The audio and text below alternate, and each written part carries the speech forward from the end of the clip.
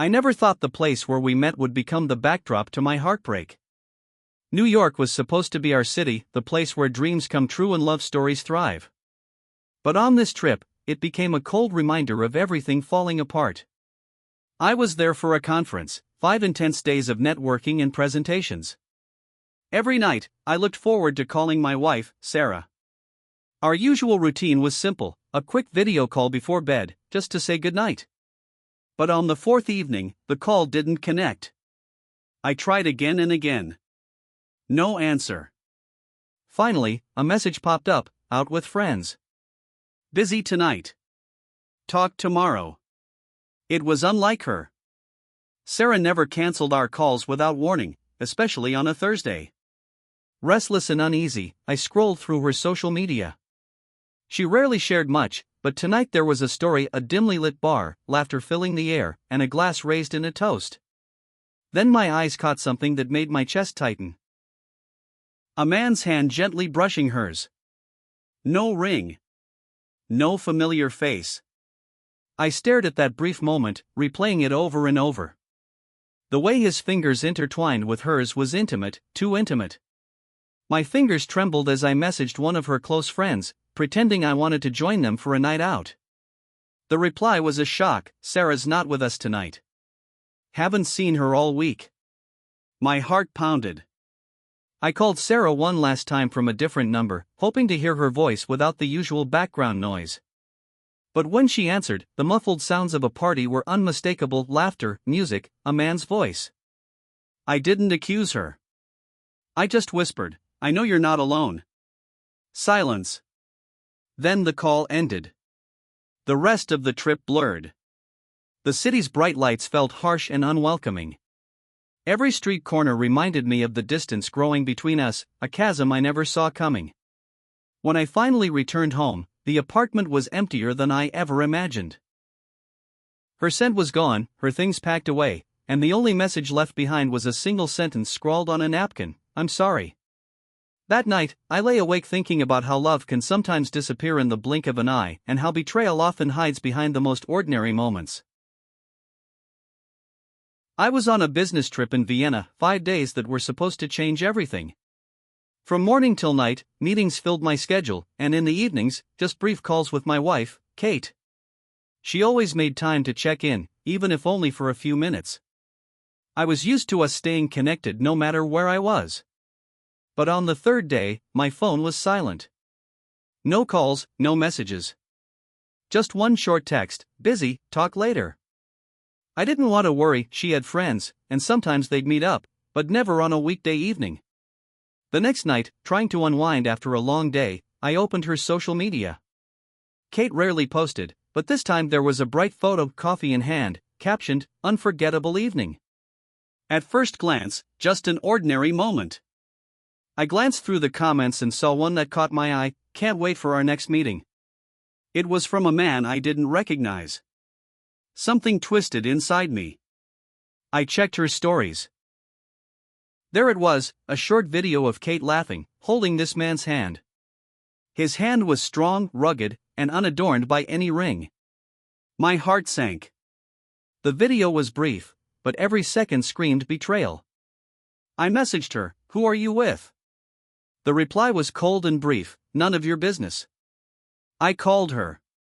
Voices in the background, music, laughter. She answered, calm but nervous. "Why won't you talk about this?" I asked. Only silence. Then the line went dead.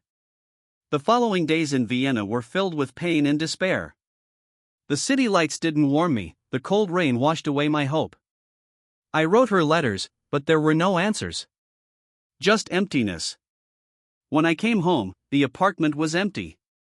Her things were gone, and on the table was a note: "I'm sorry, but I can't live like this." Short words, but the feeling of loss was endless. Since then, every call reminds me of the betrayal, and every evening echoes with the void she left behind. And though I try to move on, the memory of that night in Vienna will stay with me forever.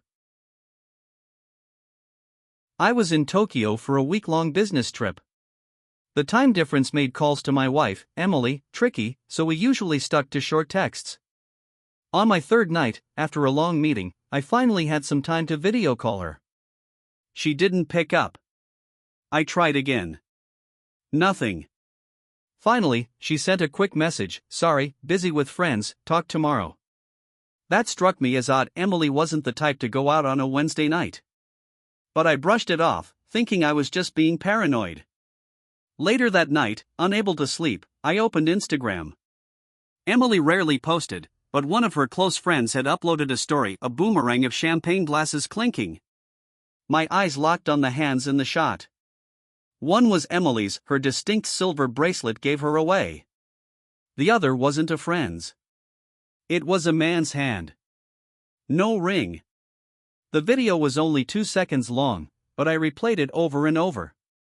The angle showed a blurred figure next to her, leaning close. My stomach turned. I messaged her friend directly, pretending I wanted to surprise Emily with flowers at the place they were. She replied without thinking, "We're not with her tonight. Haven't seen her all week." That was all I needed. I called Emily again, this time from a Japanese number using a hotel phone. She answered, breathless. "Hello?" There was music in the background, muffled voices, and a male laugh. I didn't yell. I just said, "I know you're not alone." The silence that followed was louder than any confession. She hung up without a word. I stayed in Tokyo for the rest of the trip, but the city felt different, colder, heavier. The neon lights didn't shine the same way, and every quiet alley felt like the space between us had grown wider. When I returned home, her things were already gone. No note, no explanation. Just the empty echo of a life I thought we were building together. I've always been sentimental about photographs. They freeze moments in time, moments you think you can trust.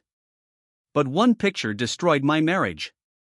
It was a lazy Sunday afternoon when I found the old photo album. Claire was in the kitchen, humming while making tea. I flipped through page after page of our early years together, trips, birthdays, silly faces at the camera. Then I stopped. It was a picture from our vacation in Italy 3 years ago. Claire was standing in front of a fountain, smiling at the camera. But in the background, reflected in a shop window, I saw a man. His arm was around her waist, his lips near her ear. At first, I thought my mind was playing tricks. Maybe it was a stranger, maybe just a trick of the light. But the next photo confirmed it, same man, now walking beside her, holding her hand when he thought no one was looking. My heart pounded. I went through the rest of the album and found more tiny hints in the corners of frames. A shadow in the doorway of our hotel room. The same man's watch, barely visible, in the reflection of a wine glass. I confronted her that night. She laughed at first, said I was overanalyzing. But when I described the reflection in the fountain photo, her face went pale. She sat down, silent. Then she whispered, "You weren't supposed to notice."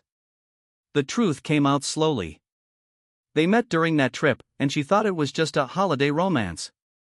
But when we returned home, they kept meeting. 4 years. I don't look at photos the same way anymore. Every image feels like it's hiding something, a truth just out of focus, waiting for someone to notice. Now, when I see a picture, I'm not looking at the smiles. I'm looking at the edges, the reflections, the background. Because that's where the real story is. I never thought the little black camera in my living room would change everything. I bought it last year after a break-in scare, just a simple motion-activated thing I could check from my phone.